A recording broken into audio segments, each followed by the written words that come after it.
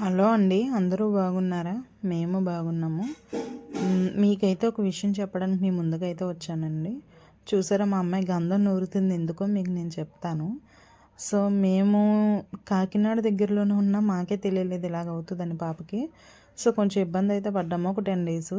So సిటీలో ఉన్న వాళ్ళకైనా చిన్న ఐడియా రావాలని ఈ వీడియో చూస్తే తప్పక తెలుస్తుంది ఎందుకు అనేసి. నేను కొంచెం గంధం, అందులో ఒక స్పూన్ పెరుగు, అలాగే 2 అరటి బిళ్ళలు వేసానండి.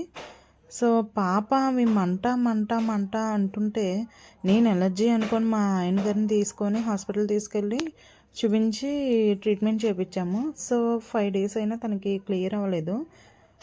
ఏంటి ఇలా మంట మంట అని ఏడుస్తుందని, ఎందుకైనా మంచిదని ఒకసారి మా అమ్మకి మా అత్తయ్య గారికి చూపించాను నేను. చూపిస్తే అప్పుడు చెప్పారు, అమ్మ ఇది సప్పి, పిల్లలకి నీసి పెట్టకూడదు, ఇది వచ్చినప్పుడు ఒక్కొక్క టైంలో ఇలా వస్తుంది అని చెప్పారు. సో దానికి సొల్యూషన్ చెప్పమని అడిగితే అప్పుడు కొంచెం గంధము, అందులో 2 అరటి బిళ్ళలు, అలాగే కొంచెం పెరుగు వేసి డూబ్ స్టిక్తో బాగా కలపమన్నారు. కలిపిన తర్వాత అప్పుడు అప్లై చేయాలి. చూడండి ఎలా వచ్చినాయో, చిన్న చిన్న చీమ పొక్కుల కింద, వాటర్ పొక్కుల కింద ఉన్నాయన్నమాట. సో అవి మనకి బొడ్డు దాకా రాకూడదంట. నేను చిన్నగా ఉన్నప్పుడే చూశాను, బట్ ఈవెన్ నాకు తెలియక నేను ట్రీట్మెంట్ ఇప్పించాను డాక్టర్ చేత. సో అవి కూడా ఇంకా ఎక్కువ రాకుండా మనకు ప్లస్ అయ్యింది. బట్ ఇలా వస్తే పిల్లలకి ఏం చేయాలనేసి నేను ఈ వీడియో చెప్దామని మీకైతే నేను వీడియో తీస్తున్నాను. సో ఇలాగ చేతి మీద, భుజం మీద, మెడ మీద అన్ని భాగాల్లోనే వచ్చిందండి.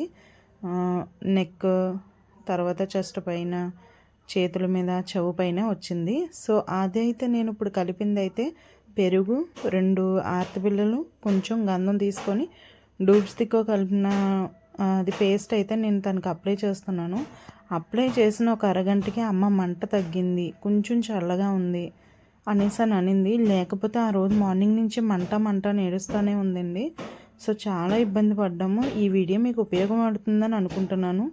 సబ్స్క్రైబ్ చేసుకోండి.